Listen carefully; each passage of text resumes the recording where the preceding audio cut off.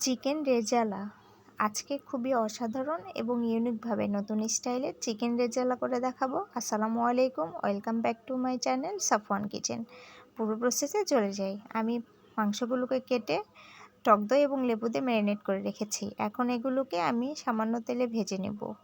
আমি প্যানে তেল দিয়ে দিয়েছি এবং এখানে ভাজার জন্য কড়াই বসিয়ে দিয়েছি। আমার ভাজা প্রায় হয়ে গেছে। এখন এগুলোকে উঠিয়ে নিব।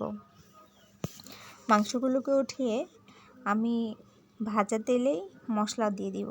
দিয়ে দিলাম তেজপাতা, দিয়ে দিলাম জয়ত্রী, দিয়ে দিলাম দারুচিনি এবং কয়েকটা সাদা ফল, দিয়ে দিব পেঁয়াজ কুচি।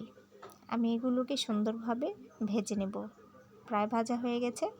আমি এখন দিয়ে দিলাম পেঁয়াজ বাটা, রসুন বাটা, আদা বাটা এবং সামান্য জিরে বাটা। এখন এগুলোকে সুন্দরভাবে কষিয়ে নেব। কষানো হয়ে গেছে। এখন আমি এর ভিতরে দিয়ে দিলাম বাদাম বাটা, দিয়ে দিব গুঁড়ো মরিচ।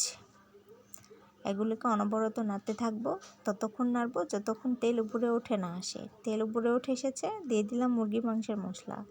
এখন দিয়ে দিলাম চিকেন। এগুলোকে আমি সুন্দরভাবে নাড়াচাড়া দিয়ে মশলাগুলোকে ভালোভাবে যেন এর ভেতরে মাংসের ভেতরে ঢুকতে পারে সেভাবে আমি কষিয়ে নেব। এবং মাংসে আমি কোনো পানি দিব না। মাংসের থেকে যে পানি বের হবে সেটা দিয়ে চিকেনগুলো সেদ্ধ হবে। দিয়ে দিলাম কয়েকটা কাঁচামরিচ।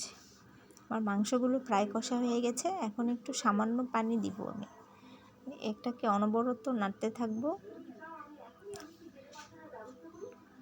দিয়ে দিলাম সামান্য একটু লবণ, স্বাদ মতো আপনারা লবণ দিয়ে দিবেন।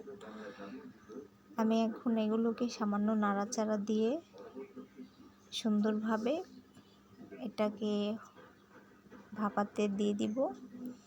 আমার মাংস প্রায় হয়ে এসেছে। পানিগুলো একদম নিচে চলে গেছে এবং তেলগুলো উপরে উঠে এসেছে। তো দেখুন, আমার মাংসের রেজালা প্রায় রেডি। আপনারা এভাবে ট্রাই করতে পারেন এবং খেতে অসম্ভব সুন্দর, দারুণ মজা হয়েছে। আমি এগুলোকে সুন্দরভাবে পরিবেশনের জন্য একটা বাটিতে তুলে নিলাম।